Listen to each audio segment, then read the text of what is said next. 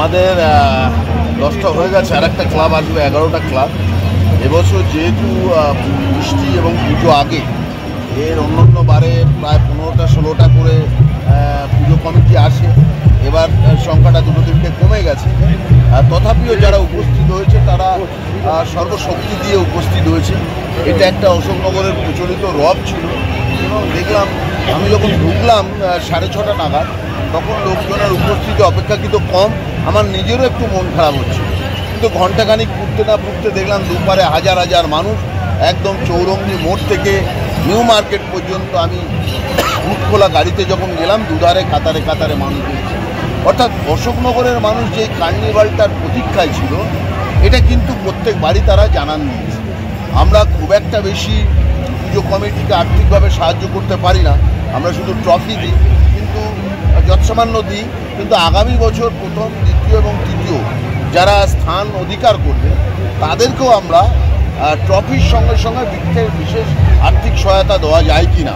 কারণ তারা শুধু ঠাকুর নিয়ে আসে না, সঙ্গে বিভিন্ন রকমের সাংস্কৃতিক তাদের নৃত্য থাকে, সেগুলো ভাড়া করা বা আমাদের পশ্চিমবঙ্গ সরকারের বিভিন্ন প্রকল্প, গ্রামীণ ছবি, বিভিন্ন ধরনের চিত্রপট, সেগুলো তৈরি করতে যে ব্যাপারটা এক্সপেন্সিভ, এটা আমরা বুঝেছি। এবং রিয়েলি আমি খুব খুশি যে আজকের এই সুন্দর মুহূর্তে 3 তারিখে আজকে অশোকনগর কার্নিভাল, সম্ভবত আমাদের জেলায় বা আমাদের রাজ্যে এটাই প্রথম কার্নিভাল।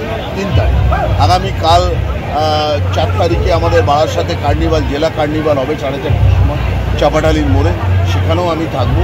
আজকে মাননীয় মুখ্যমন্ত্রী আমাকে বিশেষভাবে নির্দেশ দিয়েছেন, বিজয়া দশমী প্রণাম করতে আমি তার ওখানে গিয়েছিলাম। তিনি বলেছেন যে কালকের বারাসাতে চাপাডালিটা ঠিকঠাক মতো করে জেলার কার্নিভালগুলো দেখা গেল বিভিন্ন বাংলা এবং বাঙালি যে বিপন্ন, সেই ব্যাপারটাও তুলে ধরেছে একটি ক্লাব। এইটা আমার সবাই তার মতো করে চেষ্টা করেছে। একজন অ্যাকচুয়ালি বিচারকরা কী ভাবছেন সেটা বড় ব্যাপার, সেটা এখনও আসেনি।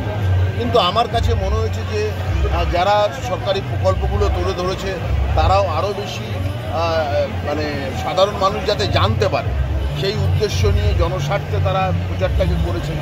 আবার বাংলা ভাষার জন্য যে বান্ধব সমিতি করেছে, এটাতে আমি আপ্লুত হয়ে গেছি। কারণ বাংলার বাইরে বাংলায় কথা বললে যে ধরনের অত্যাচার হচ্ছে, তার বিরুদ্ধে এটা একটা নীরব প্রতিবাদ। এই প্যান্ডেল পুজো, তার বিরুদ্ধে একটা নীরব প্রতিবাদ। এটাও যে পুজো কমিটি ভাবতে পারে, সেটা আমি আগে ভাবতে। পাশাপাশি মুখ্যমন্ত্রী যে টাকাটা দিচ্ছেন 1,10,000 টাকা, পুজোর পরেও কি আপনার মনে হয় এর মধ্যেও কিছু টাকা কিছু মানুষ উপকৃত হচ্ছে, নৃত্যশিল্পীরা নাচ করছে? নিশ্চয়ই এই যে 1,10,000 টাকার মধ্যে এটা পশ্চিমবাংলার সংস্কৃতি, বাংলার ঐতিহ্য, বাংলার পরম্পরাকে শক্তিশালী করবার জন্য এই অর্থটা দেওয়া হয়েছে। প্রত্যেক দিন দুর্গাপুজোর প্যান্ডেলে একটা করে ছোট মঞ্চ থাকে, বিভিন্ন রকমের বাউল নৃত্য, অমুক তমুক, গান বাজনা ইত্যাদি ইত্যাদি থাকে। এতে আমাদের সংস্কৃতির চর্চা কিন্তু পশ্চিমবাংলায় আগের থেকে ভীষণ বেড়ে। দেখা গেল একটি ক্লাব বিধায়ককেও বানিয়েছে, বিধায়কের মডেল এখান থেকে গেল। কেমন লাগলো বিধায়ককে দেখতে? দেখুন, ভালো তো লাগেই যদি প্রতিচ্ছবি দেখা যায়। তো তাদেরকেও ধন্যবাদ জানাই যে তারা আমাকে এতটা ইম্পর্টেন্স দিয়েছে। আমি মনে করি না যে এতটা গুরুত্বপূর্ণ মানুষ আমি নই যে আমার অনুকরণে আরেকটা মানুষকে তৈরি করতে হবে। নমস্কার। আচ্ছা, আপনারা অনেক ধৈর্য ধরে আছেন, আমি ফাইনালটা বলে দিচ্ছি। দুটো প্লট আছে, একটা হচ্ছে প্রতিমাতে প্রথম হয়েছেন ভারতী মাঠ প্রথম, আর মধ্যপাড়া সুহৃদ, আমরা বলবো সুহৃদ হয়েছেন সেকেন্ড, আর আশরাফাবাদ হয়েছেন থার্ড। নাম্বার আমাদের এখানে আছে, সিট আমরা সাবমিট করছি। অনারেবল আমাদের ওখানকার এমএলএ সাহেব, তথাকথিত জেলা সভাধিপতি সাহেবের কাছে। নেক্সট সামগ্রিক বিচারে আর কি, সুহৃদ হয়েছেন প্রথম, ভারতী মাঠ সেকেন্ড, অ্যান্ড মাধ্যম সমিতি হয়েছেন থার্ড। সংঘ দ্বিতীয়, আশরাবাদ মহিলা পুজো কমিটি তারা তৃতীয়, আর সামগ্রিকভাবে সুরিত সংঘ প্রথম, ভারতী মাঠ দ্বিতীয় এবং বান্ধব সমিতি তৃতীয়।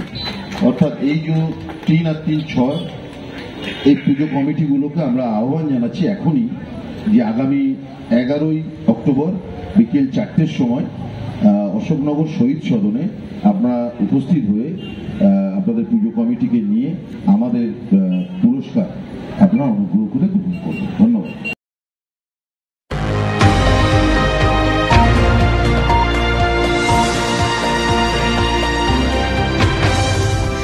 নিউজ, মন্ত্রে নয় বিশ্বাস, কণ্ঠে ও কলমে।